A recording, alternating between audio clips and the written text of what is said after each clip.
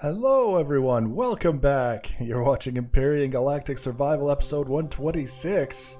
I'm Enigmaus and today we're continuing, as usual, with the Broadsword build. Today, got a couple of things that we're working on. First of all, you can see we're putting a door in the back of the ship. And the irony is not lost on me that here we are working on a small vessel that now has 3 doors on it, and not 20 meters away is the Saturnus, which is many, many times the size of this small vessel that only has 2 doors on it. It's just the way it worked out, I guess, to describe it. This is one of those cases where I placed a door and I wanted to have a little bit of thought put into how it would be attached to the rest of the ship. In other words, how it was framed and how it would look relative to everything else. And it started off as a very localized kind of thought process. By that I mean I'm just thinking in terms of immediately around the door and not necessarily giving it much thought beyond that. But before long it just sort of started to spread.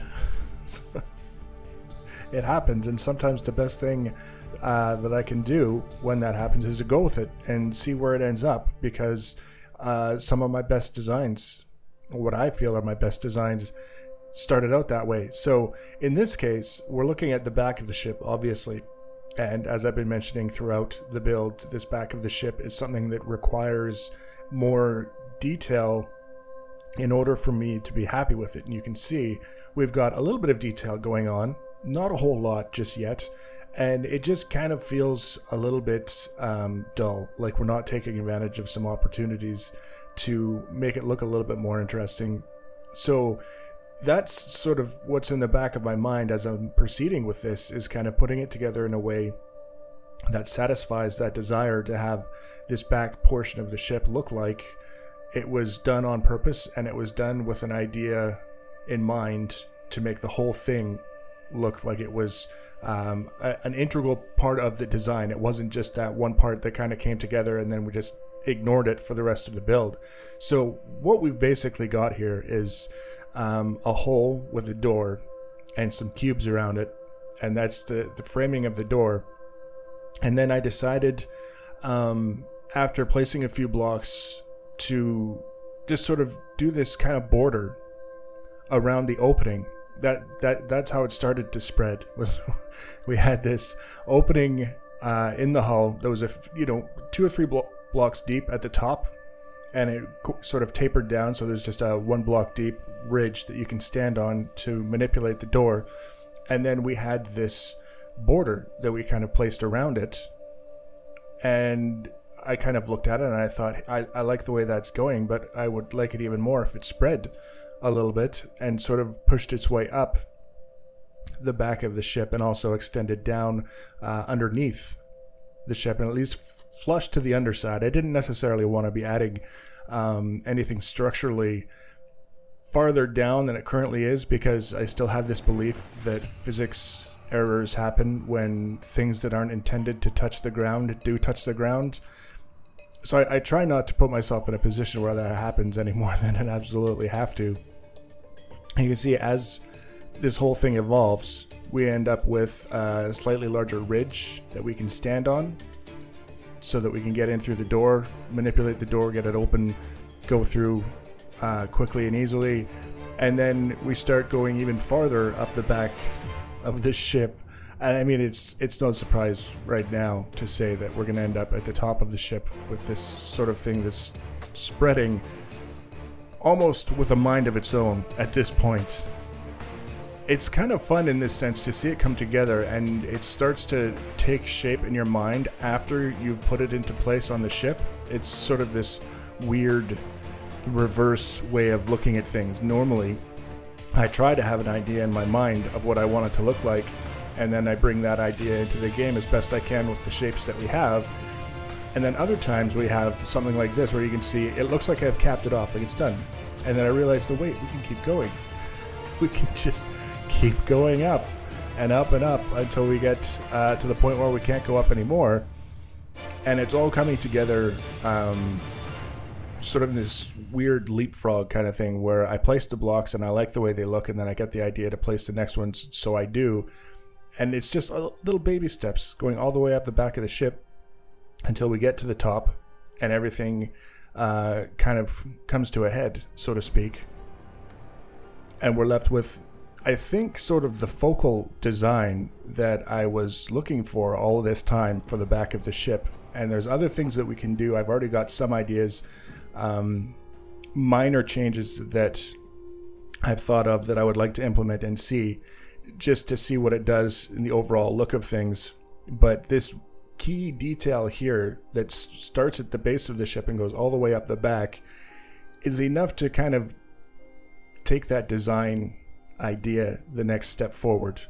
Go from the bland sort of wide profile to something that's a little bit more involved, a little bit more deliberate, and it makes sense to a certain extent in the grand scheme of things. I mean, it doesn't have any structural purpose to have these extra blocks here, but it is an extension of the opening on the back of the ship, and you could really justify it any way you wanted to.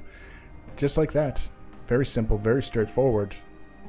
There was nothing about this that required a lot of thought. We're basically following the profile all the way up, and we're just stepping it out one full block. So that was the back end of the ship. And like I say, there's some other ideas that I have in mind on a much smaller scale to continue to add a little bit of interest to things. But for now, we needed to get some thrusters in place. And these are wells that I'm putting in now for the descent thrusters. I don't generally bring small vessels out into space, even though that's an option. But at the same time, I try to keep that in the back of my mind that if I were to take it out into space, there's no gravity to allow you to descend if that's the direction that you need to go in. If we're on a planet and I want to descend quickly, I can just hit Y to power down the entire ship and you drop like a stone. It's pretty convenient that way if that's what you want to do. But it's also nice to have that option, to have a controlled descent and also to be able to move in that direction in space if you should find yourself out there with a small vessel for whatever reason, not able to warp but flying around and having fun anyways. So these are very simple, straightforward wells for thrusters. You just kind of make it so that they sit with the ends, the nozzles, flush with the top of the ship, and then we just kind of build around it a little bit to add a little bit more detail and make it a little bit more 3D.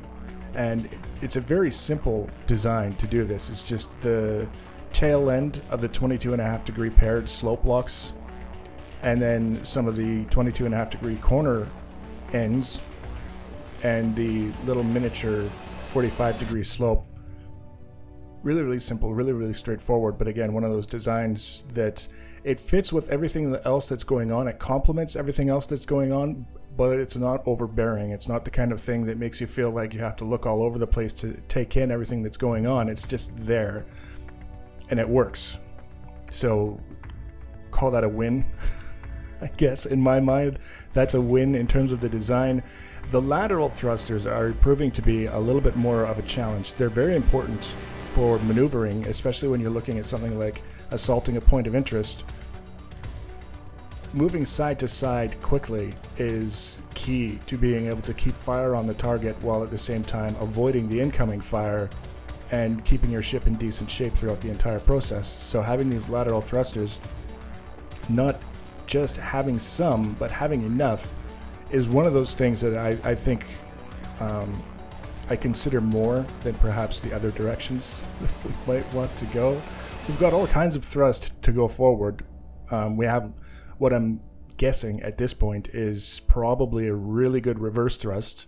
Maybe not the best given the size of the ship, but it's not something that I expect will complain about. But the lateral thrust is a little bit worrisome at this point. As you can see, we've got quite a number of thrusters that we just built into this little enclosure that we're building around them now.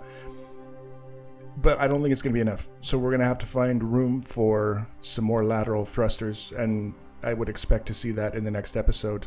Some sort of solution that will allow us to get the side-to-side movement that we're looking for without just having gigantic thrusters slapped on wherever we can fit them, and going with that option instead of something a little bit more discreet and intentional, I guess you could say. So now we're just kind of blending in these enclosures to make them look a little bit more part of the design as opposed to something that we just added on top of it. really like the look of these as well. It's very, very simple and straightforward. They're not, you know, the enclosure is not a complex design, just like the little ridge we put around the descent thrusters. Not complex, but put thoughtfully in place. They just kind of enhance everything else around them in a way that I'm really, really happy with the way they came together. So next episode, we're moving ever closer to having basically the key details taken care of, and then we'll just have some painting and texturing to do. Obviously, we'll get all of the equipment inside the interior of the ship that I don't even have generators in the interior of the ship yet. I haven't been too worried about it. I know there's going to be plenty of space for them, so I've just been worrying about the hull and lately the thrusters, trying to get all of those in place. But we'll have to get all of that equipment in place anyways. So we'll do that, and then once all that's done, it'll be time for the blueprint. 2 fairly quick builds after the Saturnus, which took quite a long time based on its size.